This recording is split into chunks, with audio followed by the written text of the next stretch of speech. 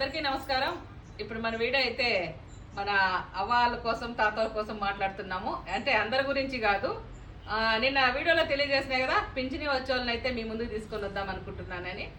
పింఛని వచ్చేవాళ్ళని అయితే మీ ముందుకు తీసుకొని వచ్చిన వాళ్ళు ఎవరెవరు అనేది ఇక్కడ ఉన్నారు చూడండి.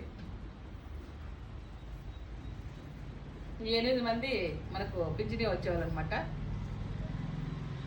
ఈ పింఛని గురించి అయితే కొంచెం మాట్లాడదాం. ఎందుకంటే మీకు కానీ తెలియాలి కదా, ఎంతమందికి వస్తుంది, ఏం చేస్తున్నారో వచ్చిన అమౌంట్ అనేది మనం ఇంతవరకు తెలియజేయాలా. ఇప్పుడైతే తెలియజేద్దాం అనుకుంటున్నాను. ఇక్కడ ఉండే వాళ్ళకి అందరికైతే 4,000 వస్తుంది. ఇందులో ఉండేవాళ్ళు ఇద్దరు అయితే 15,000 వస్తుంది. ఇక్కడ శివ ఎన్నకు వస్తుంది, సూర్య అన్నకు, తర్వాత మన శివకు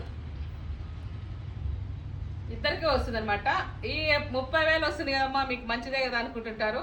ఈ 30,000 అయితే మనమైతే తీసుకోలేదు. దాని గురించి కానీ తెలియజేస్తాను. సూర్య అన్నకైతే కొడుకున్నాడు, తర్వాత భార్య ఉంది. అంటే వాళ్ళు కానీ ఆర్థికంగా చాలా ఇబ్బందిగా ఉన్నారు. నాకైతే వాళ్ళని చూస్తే నాకు బాధ అనిపించింది. అందుకని అన్నది 11,000 వాళ్ళ అకౌంట్కి అయితే ఫోన్పే చేసేస్తాను వాళ్ళ కొడుకుకి అయితే. అమ్మ కొడుకుండి మళ్ళీ అన్నను పెట్టుకున్నారు, మీరు అంత అమౌంట్ వాళ్ళకి ఇస్తున్నారు కదమ్మా అనుకుంటే వాళ్ళు కానీ నిరుపేదగా ఉన్నారు. నాకు ఎందుకో అలాంటి సొమ్ము తీసుకోవాలంటే నాకు ఇష్టం లేదు. కాబట్టి నేను మనస్ఫూర్తిగా మాకు వద్దని చెప్పి నేను ఫోన్పే చేస్తున్నాను నా అకౌంట్ నింటే. 11,000 సూర్య అన్నకు 4,000 అన్నిట్లు. తర్వాత మన శివాద్ అయితే మొత్తం 15,000 నేనే తీసుకుంటున్నా. ఎందుకంటే శివాద్ కానీ నేను తీసుకుంటానంటే నా కోసం కాదు, అది కానీ తెలియజేస్తా. ఎందుకంటే నేను ఇక్కడ ఉన్నా కాబట్టి నా చేతికి వస్తుంది. శివాద్ అయితే జాయిన్ చేసింది వాళ్ళ పెద్దయ్య కొడుకు. అబ్బాయి అయితే అమ్మ మాకైతే ఆ బాబుది ₹1 వద్దు, మళ్ళా జన్మలో కానీ మంచిగా పుట్టాలని కోరుకుంటున్నాను.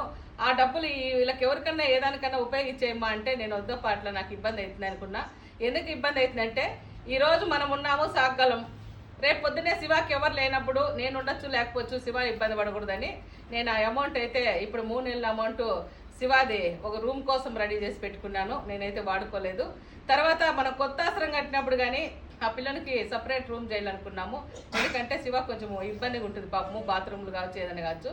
అందుకని శివాకు ఒక మనిషి అవసరమే, రూము అవసరమే. కాబట్టి ఆ పిల్లని డబ్బులు మనం ఎలాంటి డబ్బులు రూపాయి కానీ వాడుకోకుండా శివాకే ఉపయోగిస్తున్నాం అనమాట.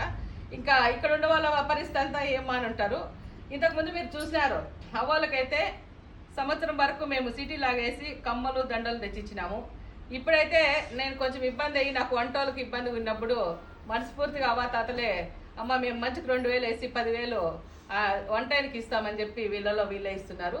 ఈ కొత్తగా వచ్చినాడు కాబట్టి ఈ తాత 4,000 ఈ నెల నుండి మనకు ఆ తాత అయితే మనకు అడ్వాన్స్ చేస్తారు. వాళ్ళు జాయిన్ చేసిన వాళ్ళు కానీ వాళ్ళ బంధువులు కాదు, వేరే పక్కింటి వాళ్ళు ఉంటే వాళ్ళు జాయిన్ చేసినారు. ఆయనకి పిల్లలు ఎవరు లేరు కాబట్టి ఆ 4,000 మనకు చేసినారనమాట.